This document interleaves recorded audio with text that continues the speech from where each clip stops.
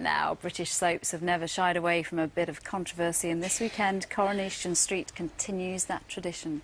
On Sunday night, best friends Sophie Webster and Sean Powers argue over a boy, but as emotions run high, so does Sophie's feelings for Sean.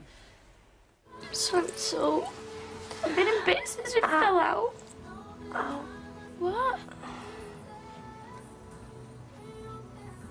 Sophie?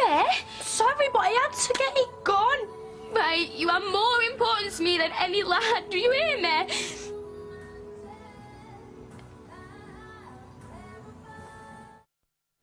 And Kurt, actresses Sacha Parkinson and Brooke Vincent join me now.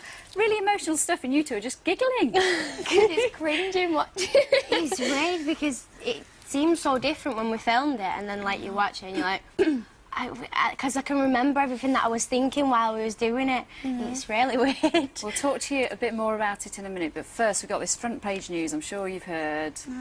Bill Tarmay, Jack Duckworth leaving the street. Now, it's devastating for Corrie fans, it's so sad. obviously. But what about you guys on the team? Because he must be such a, you know, he is Coronation Street. He's lovely, you know. He's always been so welcoming to people, and you know, he's a bright spark, and he's just lovely, really nice to be around, and he's always got sweets in his pockets and stuff, and it's just lovely. He's like the granddad of the show, along with like a few other people, but you know, if it's his own decision, then it's his own decision, and we can just respect that. And I think it's just sad that you won't see him around all the time, sort of thing. Yeah. Whereas, like, I've not been on the show for long, but already, like, you create bonds with everyone, so it's kind of, it is sad for me as well, even, like, just knowing that person's not going to be there.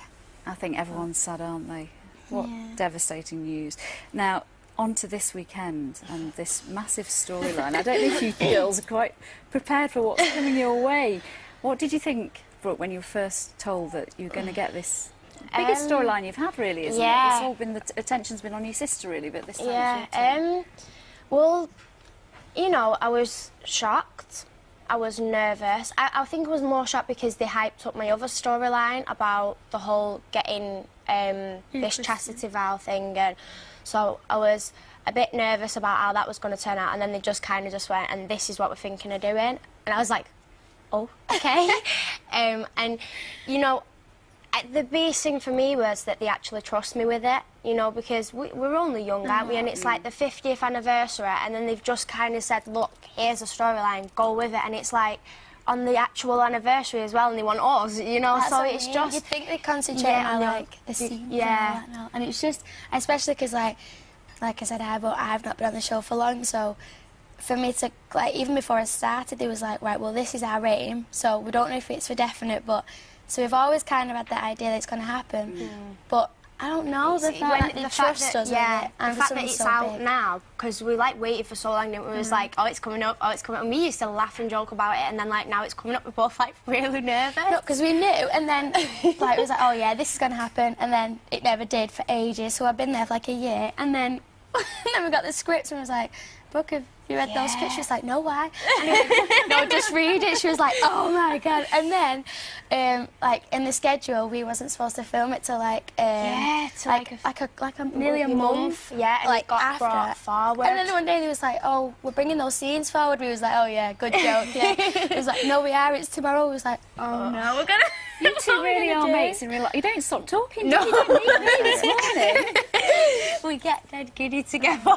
You two are too young to remember, but a long time ago, Anna Frail was in Brookside. Beth Jordash had a very similar storyline, and it was just massive. It's one of Soapland's biggest historical moments, well, she's really. like, even though like the whole being gay has developed in our like the work since then, but she's kind of been my, I can't explain it, like sort of like well, an she's had a aim brilliant sort of career, thing. hasn't she? Yeah. And it really started at that point because the profile was amazing. Yeah. They'd be so lucky if I was with them.